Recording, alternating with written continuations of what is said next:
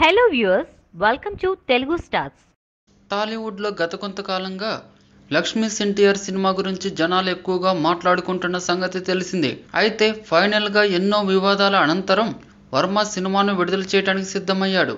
సినిమాకు censor board ఊహించని విధంగా క్లీన్ యూ సర్టిఫికేట్ ఇచ్చింది. సినిమాను అన్ని వర్గాల వారు చూడవచ్చని వర్మ సోషల్ మీడియాలో రచ్చ మొదలు పెట్టారు. సినిమా పొలిటికల్ డ్రామాగా తెరకెక్కిన సంగతి తెలిసిందే.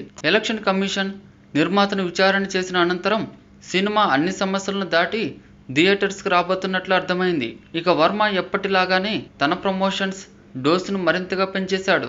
సాధారణంగా వర్మ సినిమాలకు యూ సర్టిఫికేట్స్ రావు, కానీ లక్ష్మీ ఎన్టీఆర్కు ఊహించని విధంగా యూ వచ్చింది. దీంతో వర్మ కెరీర్లో ఇదో స్పెషల్ రికార్డ్ అని చెప్పవచ్చు. ఈ వీడియో మీకు నచ్చినట్లయితే లైక్ చేయండి, మీ అభిప్రాయాన్ని కామెంట్ చేయండి. For more latest movie updates please subscribe Telugu stars.